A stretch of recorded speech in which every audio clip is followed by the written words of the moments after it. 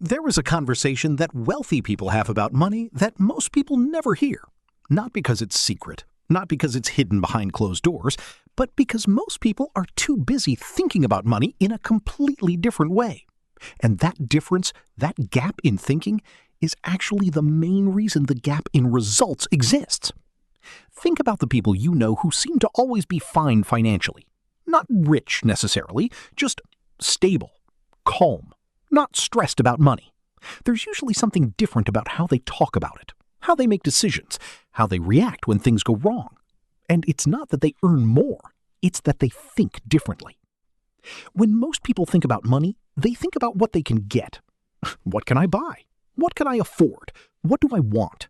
It's a consumption mindset. And there is nothing wrong with enjoying money. But when that is the only way you think about it, you will always be in a position where money controls you, rather than the other way around. Wealthy people think differently. They think about what money can do. Not what it can buy right now, but what it can produce over time. They see money not as a destination, but as a tool. A hammer sitting in a drawer builds nothing. Money sitting in a checking account builds nothing either. And this is the first shift from consumer to investor. From spending as the default to asking, before I spend this, is there a better use for it? Not always, not obsessively, but as a habit of thinking. Because every dollar you have is either working for you or it isn't. There is no neutral position. Inflation alone ensures that money sitting still is actually losing value every year. So the question isn't whether to put your money to work. The question is when you're going to start. And here's what's interesting.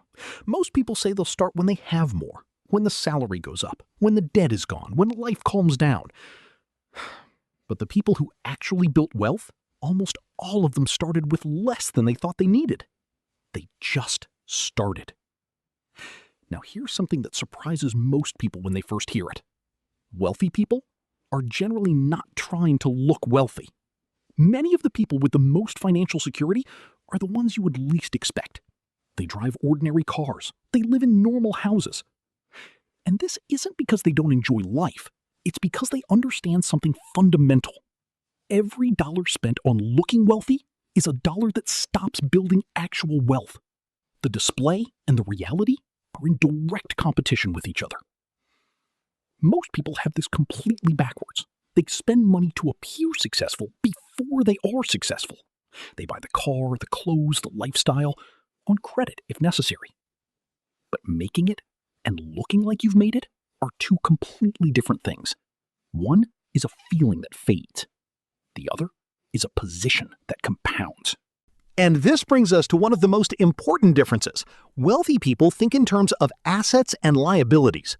An asset is something that puts money in your pocket over time.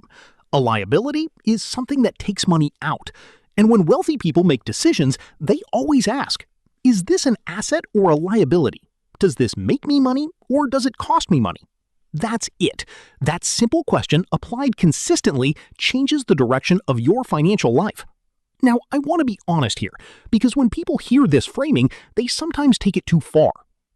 They think they should never enjoy anything, never have fun. And that's not the point at all. The point is awareness. Most people don't choose their spending. They react to it. They see something and they buy it. They feel something and they spend. And then at the end of the month, they wonder where all the money went. Wealthy people don't wonder. They decided where it went before the month even started.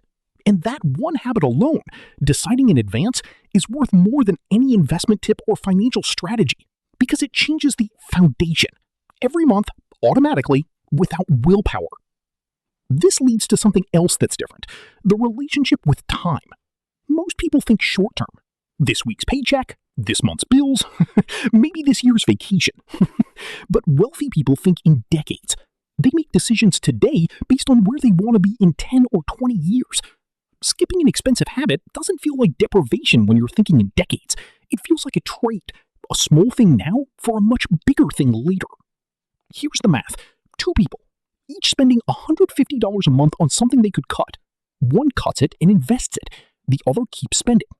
Over 20 years, the investor doesn't just save $46,000. They end up with over $100,000. One decision, repeated monthly, a difference of tens of thousands. This is not a fantasy. This is math. Another thing that separates wealthy thinking is how they relate to risk. Most people hear the word risk and they think danger, they think loss, they think about everything that could go wrong. And so they keep their money in the safest place they can find, which often means it barely grows at all. But wealthy people understand that risk is not the enemy. Unmanaged, uninformed risk is the enemy. Calculated, educated risk is actually how wealth is built. Think about it this way. Every choice you make with money carries some form of risk. Investing carries risk. But not investing also carries risk. The risk of inflation eating your savings. The risk of having nothing when you need it most. The people who understand this stop asking, how do I avoid risk? And start asking, how do I manage risk intelligently? And the more you educate yourself, the more what used to feel like risk starts to feel like confidence. Because knowledge changes everything. There's one more thing I want to talk about, and I think it might be the most important of all.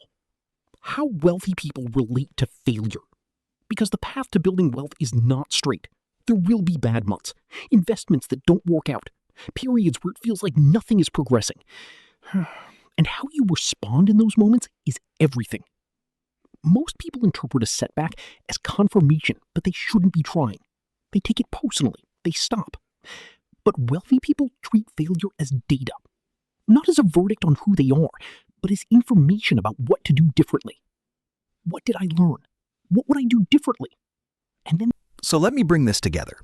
The difference between how wealthy people think and how most people think is not intelligence. It's not luck. It's not access. It's not who your parents were. It's a set of mental frameworks that anyone can learn. Seeing money as a tool, not a reward. Thinking in assets and liabilities. Making decisions based on decades, not days. Treating risk as something to understand, not fear. And responding to setbacks as lessons, not verdicts. None of these are complicated. All of them are learnable. And here's the thing nobody tells you. You don't have to apply all 5 at once. Pick one. Just one. Serious? Maybe it's the asset question. Before your next purchase, just ask, is this an asset or a liability? That's it. One question, applied once a day. And over time, that one question starts changing how you see everything. You stop buying things that cost you. You start noticing things that could make you. And slowly, without even realizing it, you start thinking like the people you always wondered about. Different choices, made consistently over time, produce a completely different life. That's not motivation. That's just how it works. Period.